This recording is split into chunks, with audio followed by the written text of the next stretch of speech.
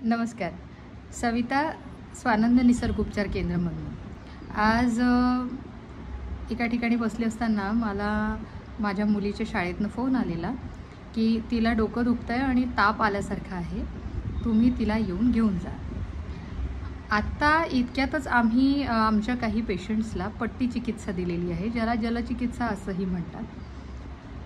त्या चिकित्सेचा मी वापर केला आणि तिला शाळेतनं घेऊन आले घरी आणि पट्टी चिकित्सा दिली.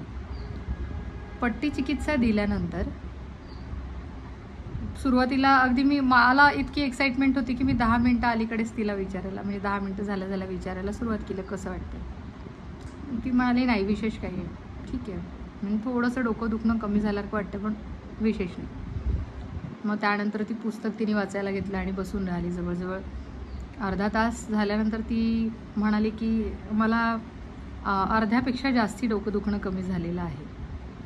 आणि ती जी एकाच ठिकाणी बसून होती ती हलकंसं उठून, आता मला भूक लागलेली आहे किंवा जेवण करायचं, मी तिला म्हटलं एक थोडं 10-15 मिनटं परत थांबून जा, त्यानंतर ही चिकित्सा संपली की आपण करूयात.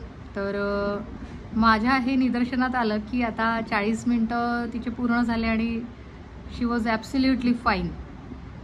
तर आपल्या निसर्गामध्ये आपल्या अवतीभोवती इतक्या सुंदर चिकित्सांचा उल्लेख केलेला आहे फार आधीपासनं, आपणही त्यांचा वापर करू शकतो. आणि निसर्ग उपचाराला कुठलेही साईड इफेक्ट नाही, मात्र सांगितलेल्या सूचनेनुसार ते करावेत, त्याचा अतिरेक करू नये आणि एका वेळेला एकच उपचार घ्यावा. स्वानंद निसर्ग उपचार केंद्राकडनं मी सविता परत आपले धन्यवाद करते.